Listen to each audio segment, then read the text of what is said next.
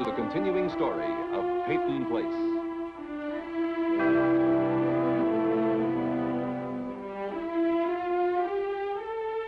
Starring Dorothy Malone as Constance Mackenzie, Ed Nelson as Michael Rossi, Mia Farrow as Allison Mackenzie, Ryan O'Neill as Rodney Harrington, Barbara Parkins as Betty Anderson, Tim O'Connor as Elliot Carson, Christopher Connolly as Norman Harrington.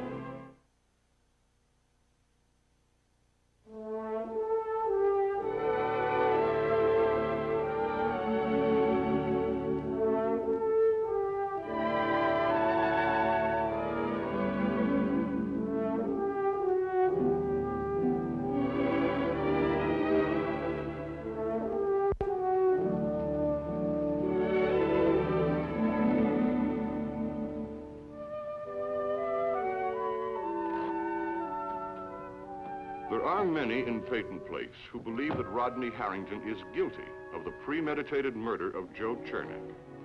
There are many, like Betty Anderson, who feel that he is innocent. Today, Rodney takes the stand in his own defense, hoping to convince the jury that Joe Chernak's own angers and resentments caused his accidental death. Miss Chernak is mistaken. Miss Chernak testified under oath on the day of her brother's death. You threatened to kill him. It isn't true. Specifically, did you say, tell your brother I'm going to take care of him? No. Or when I catch up with your brother, I'm going to finish him off. I'm going to kill him. I never said anything like that. I never even thought it. I did. All I wanted to do was find Joe, take him to my brother, and have them talk this thing out like rational human beings. Miss Chernak told us her version of the conversation. Would you please give us yours in your own words? I went to the Chernak house on my lunch hour. Stella answered the door. I asked her if her brother was home. She said he wasn't. I introduced myself and told her I had to see him. She invited me inside, asked me if Joe was in some kind of trouble. I told her about the fight he and Norman had had the night before, and she got sarcastic and said, well, Joe had won this I think time, he's but pressing maybe too Norman would win hard. next He time. And I shouldn't said, be there isn't talking going to right be to any them next like time. You said there isn't going to be any next time? But it wasn't a threat. All I meant was it didn't make sense for things to go on like that, that's all. And then, what happened? Well, she told me to stay out of it. Maybe I should have. Anyway, I did think somebody should do something. I told her to please tell her brother I had been there, and she made another remark about not being her brother's keeper, and I got hot then. But not at Joe, at her. For being so flip, she acted as if it wasn't important. Boys will be boys. She didn't see the seriousness of it. Maybe if she'd have cared as much about her brother then as she says she does now, none of this would have happened. Objection, Your Honor. Conclusion of the witness. Sustained. Will this drugstore come to attention, please?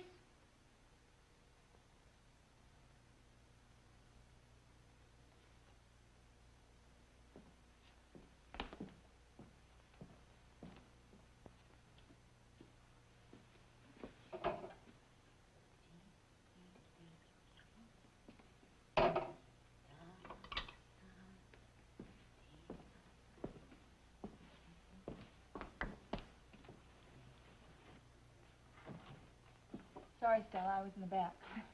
No problem. Isn't this place usually filled at this hour?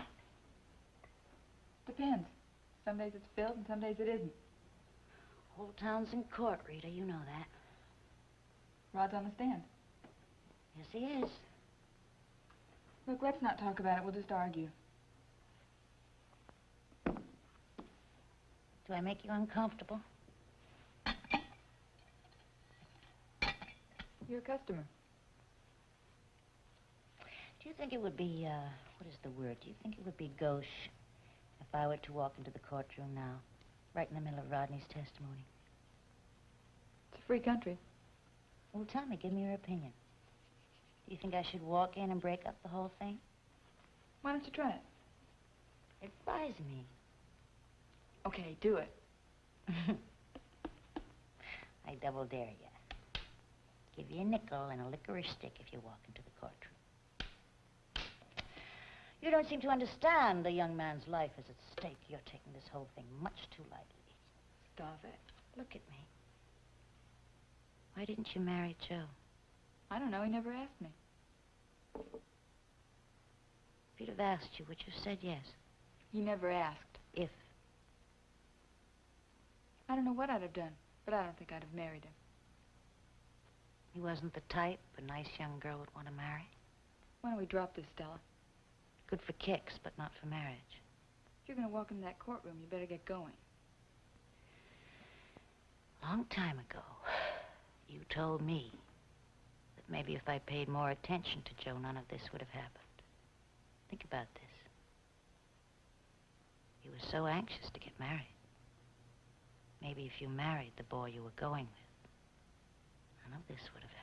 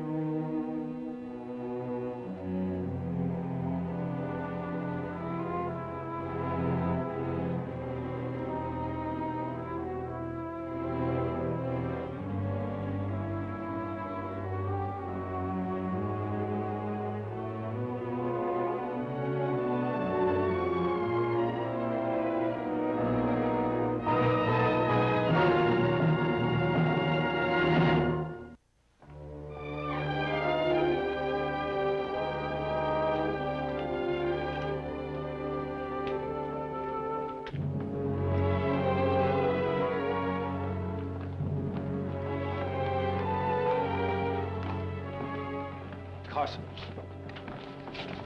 You didn't waste any time, did you? Dragging your daughter out of a hospital bed to parade her in front of the courtroom. I didn't drag her here. It was her own idea. You could have stopped her. I didn't even know she was coming. You really expect me to believe that? I don't care what you believe. Then why didn't you try to persuade her to leave? She had no reason to come here today except to confuse the issue.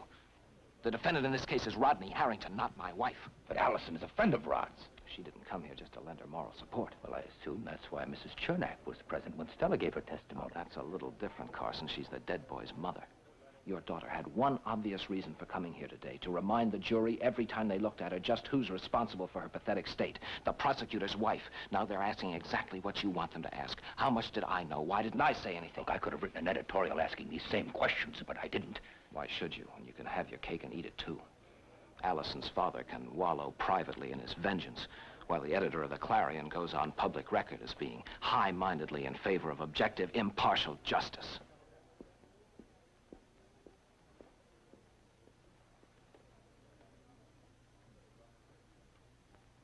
I don't think Mr. Fowler liked my coming here.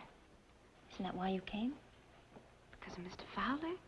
No, I never even thought of it. Then why did you come? I guess for the same reason you're here. Rodney's in trouble. I think it's natural I'd want to be here. Yes, I guess it's natural. Can I give you a lift? No, thank you. Dr. Rossi's making a telephone call. I'm going with him. Well, I'm glad to see you looking so much better. Thank you. You're not leaving because of me, are you? No, not you. Your grandfather. I'm supposed to call him during recess, and he doesn't like to be kept waiting. Well, tell him you ran into some friendly natives. Who? Who, she asked. See you later. Goodbye. He'll never believe her anyway. He'll have to have the scalps first. Of friendly natives. Now you're just splitting hairs. Well, I was wondering how you're feeling, Smudge. This courtroom outing isn't getting you down, is it? No, I'm all right, Daddy. Well, the reason I asked, I was wondering if you'd like to have lunch with Rita and me. Oh, I'd like to, but I can't. I promised Dr. Rossi I'd have lunch with him. Maybe some other time. Maybe some other time, what? Well, I just asked her to have lunch with us. I think she's afraid of my wife's cooking, and she used you as an excuse. Well, I'm going to have to go to the office and pick up some mail, so you'll have some time to visit with them. Why don't you take a rain check on lunch with me, huh? Okay, Smudge? Okay, Daddy.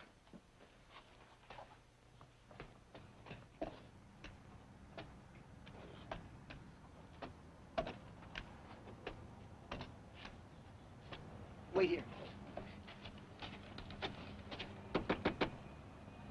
Who is it? Who are you expecting, my little dear? What are you doing here? I live here, remember? You picked a fine day to come home for lunch. There isn't any. Well, Allison. Hi, Rita. surprised? I brought her home for lunch. My hair's a mess. We'll never even notice it. Now, do you mind if we come in? It's getting a little cold out here. Oh, I'm sorry. Enter and welcome to the house of the Norman Harringtons.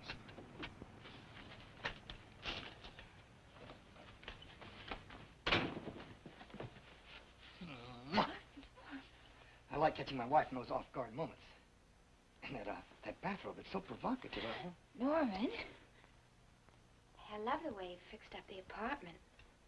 Curtains are beautiful. Thank you. You should have told me you were bringing Allison home. I would have fixed something special. You know, if I would have warned you, you know what we would have gotten, don't you? What? Marshmallow special. What's that? Norman, knock it off. Oh. One Saturday night, she gave it to me. We call it the end of the week special, you know? Where you take an orange, you scoop it out, and you fill it with marshmallows and chopped sardines. Oh, wasn't that bad, honest? And then to top it off, she gives you chocolate syrup with a big maraschino cherry on it. That sounds delicious. Oh. And nutritious. Well, come on, little Pearl. We're going to explore the eye spots. On with the feast. Excuse us.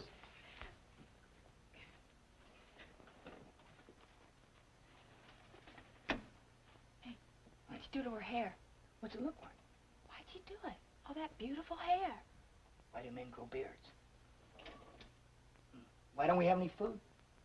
You mean like, how come we never have any money? Because it's all on your back, that's why. Huh?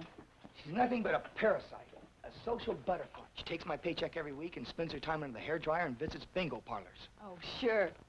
Hey, I could fix us some peanut butter sandwiches if that's okay. Not again. Oh, I'm not hungry anyway, thank you.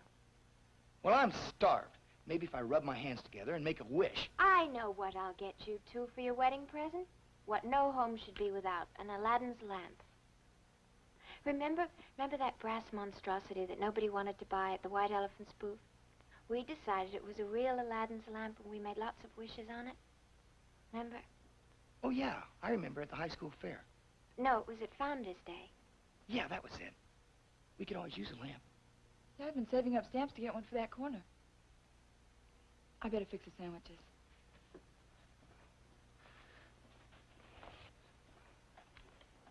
I like your hair, Allison. I really do. It was kind of a shock at first, but it suits you. No, you don't. You don't really like it, do you? Any more than that time when I put my hair up at my 14th birthday party. Yeah, I guess not. I guess I just wanted you to stay the same. Can't. Nothing stays the same. I wish I had an Aladdin's lamp. What would you wish? I'd wish for this. For the way you and Rita are. You mean married? No. I mean the way you feel about each other. About everything. It's not difficult. Anyway, I'm glad your wishes came true. Really, I am. I'll get it.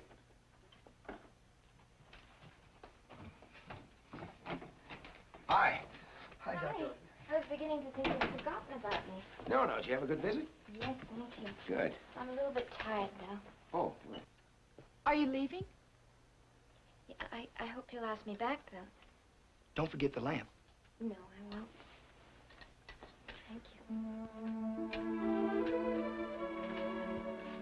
Bye-bye. Bye. Bye. Listen, I'm sorry we couldn't stay. That looks, wonderful.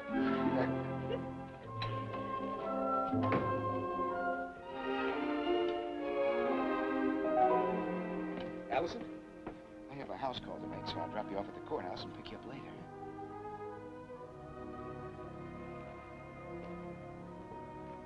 What is it? What's wrong? No. I'm frightened. Of what? Everything.